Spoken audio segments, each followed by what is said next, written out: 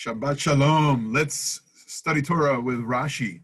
We're in a double parsha this week, Tazria Metzora, but we're going to focus on the beginning of Parshat Metzora, which is chapter 14 in Leviticus.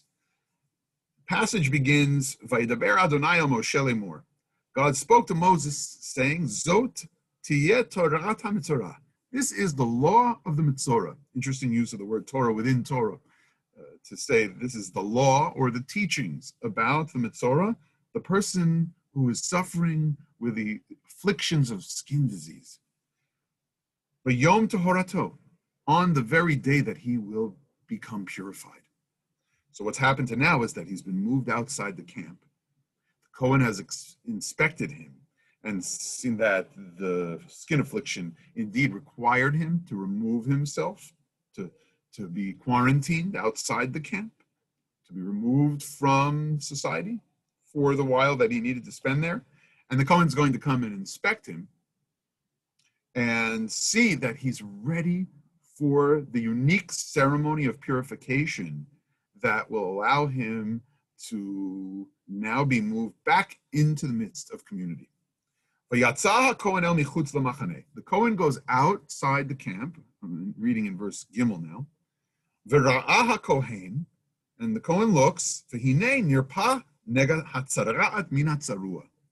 The Kohen says the tzara'at, affliction, again sometimes translated as leprosy, but biblical tzara'at may not indeed be the leprosy we know today. So we're careful to say that yes, there's a skin affliction. It's white and it's now healed, though, the Kohen sees.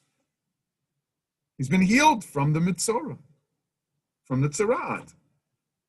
V'tzivah HaKohen, and the Kohen commands, v'lakach, and for the person being purified, takes the following to make a sacrifice, to make an offering. Shtei tziporim chayot tohorot, 2 live pure birds.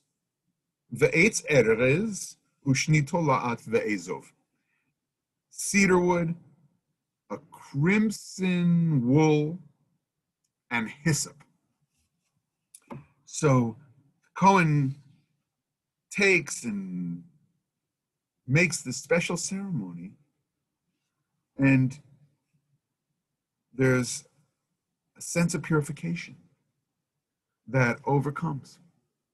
And once a person immerses himself in pure waters afterwards, he can come back and enter the camp. Fascinating, nowhere in Torah itself is the connection really made between skin afflictions, leprosy, whiteness, skin diseases, and Lashon Hara. It's not explicit in Torah, and it's probably something we've all heard before. Someone who's slanderous, someone who gossips, someone who's a talebearer, speaks evil, malicious talk. That is the Metzora we're talking about. That's the leper. That's the person who has the skin affliction, who's outside the camp. You might have heard, that's why Miriam, who spoke up against her brother Moses about his wife, that's why she got stricken with tzara'at, stricken with that skin disease, and had to be moved outside the camp.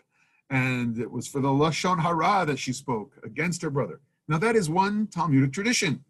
And that is a tradition that got popularized because Rashi includes it in his commentary. It's not the popular rabbinic commentary on skin diseases in the Torah.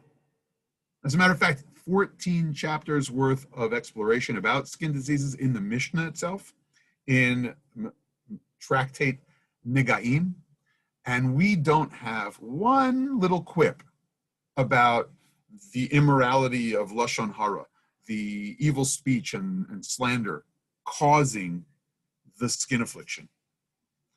Perhaps the rabbis in the Mishnah didn't want to confuse the realm of morality and thinking about our choices with words and skin diseases. Maybe they were on to this notion that they're not the exact cause. Even though I think they were aware of the stress that's caused in our relationships, and how sometimes we move ourselves into those spaces because of either self-talk or expressed language. They didn't make that explicit connection. Later in his work, Maimonides will end the section in the Mishnah Torah with one midrashic comment about the notion that a house and an individual could be plagued by tzara'at, by some kind of affliction, skin disease for a human being, probably mold of some type in a home, because of sinfulness and evil speech. That there's a chance to repent and that it might all get washed up correctly and a person could come back and feel like part of the community. Rambam holds there that in fact that could happen. But again, there's a large part of his code that deals with these afflictions more from his physician's point of view than from his moralist's point of view. That's to say that the Gaonic era, in the Talmudic era, there are a few sources that do link the two, but they're not amplified entirely from the core of the rabbinic texts, or then bookend at Rambam's moment in history by the Rambam himself, who codifies everything we see and know from Talmudic literature. But there is a passage in Arachim that did connect Lashon Hara and Miriam's getting skin disease with her slander against Moses. And it's not exactly that midrash that Rashi will quote, that passage from the Talmud in Arachim that Rashi quotes in his commentary, but it is that section in Arachim that Rashi references to bring that piece of rabbinic text into his community's consciousness and then subsequently into ours. And then after that, I think it's safe to say that we in our situation, as readers of the Torah, oftentimes remember, at the very least, that connection between the immorality of Lashon Hara and evil speech and the skin afflictions which are experienced in the Torah. So what does Rashi exactly say? And what's nice here is that not only does he bring us a midrash that connects the two, and now we understand where from we get this connectivity, but there's something very prophetic about this comment of Rashi's in terms of our lifetimes and how we talk and what we say and which platforms we use when it comes to slander, gossip, evil speech, malicious speech. And I'm talking not about any one individual, to be clear. I'm talking about so many individuals from so many walks of life who have just abused language and made malicious speech part of our culture on Twitter. And here's how that connects. You'll get it immediately. The Torah says that he's going to bring shtei tziporim chayot toharot. The Kohen brings for this Metzora, so for this impure soul who has slandered others, who has had some kind of malicious talk, and that's the reason for his impurity, according to Rashi. Again, Torah didn't say that directly, but he'll bring two pure birds. So why do we have two live pure birds? Here's what Rashi says. You could learn simply that we're talking about kosher species. Prat la'ov tameh. This is teaching that you have to have pure birds, even though the Kohen has come outside the community and you're not in the sacred precinct, and you might think that it's okay to bring any species. It's got to pick from the kosher birds. Could have left it there. That could have been where Rashi stopped the comment, but he goes further, and here he popularizes this connection that's really informed a Jewish consciousness, or a Jewish way of reading the passages about the Metzora, the person afflicted with skin disease. We say that obviously it was Lashon Hara. It was Lashon Hara, and here's how Rashi says it: Ba'in al Lashon Hara, Nega'in ba'in al Lashon Hara. Skin afflictions, this white flaky disease came about because of evil speech, malicious talk, slander, gossip. Shehu ma'aseh piputei devarim, which is an act of verbal twittering. The verb for twittering, piputei devarim, piputei, lifapet. There's evil twittering going on here. Lefichach, huzkeku l'torato. And because there was such slanderous twittering, malicious twittering going on, you had to bring 2 live birds. Why? Tziporim shemifatpetin tamid b'tziftzuf kol. Because these birds are representative of the constant twitter and chirping sounds of malicious talk, evil speech, lashon hara. Prophetic, profound.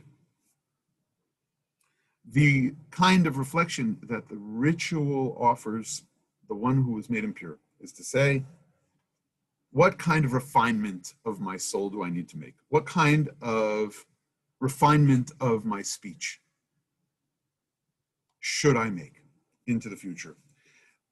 At least this is the kind of moral teaching that Rashi is encouraging as we read the very bodily focused, ancient ritual focused section of Parshat Metzora that we've studied today in chapter 14 of Leviticus. In our time, we might be focused on the connection between lashon hara and skin afflictions or diseases of the body because we do really understand more and more how our choices of words and how they create mindsets influence and impact our physical health. Plus, we have an entire literature that we'll go into another time, written by the Chafetz Chaim. Chafetz Chaim, a very special modern scholar, Rabbi Israel Meir Cohen of Radun, the Chafetz Chaim, who moved the laws of lashon hara, moved actually the whole tradition of trying to keep our tongues from speaking evil into the realm of Jewish law and codified laws against lashon hara in modernity. It was a modern project. They had not been codified before, as mentioned, not by Maimonides and not by the Mishnah. And he brings even a deeper change in the consciousness of the Jewish people who say and are aware of how difficult it is to really tame that element of our human nature that just wants to let loose with our tongues. More on that another time.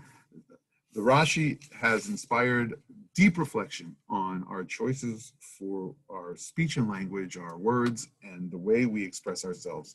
And please God, we can see some really great meaning and moral messaging that the Torah is doing, even in Parshat Metzora, the part of the Torah that's really talking very much straightforwardly about skin afflictions and ancient rituals of cleanliness.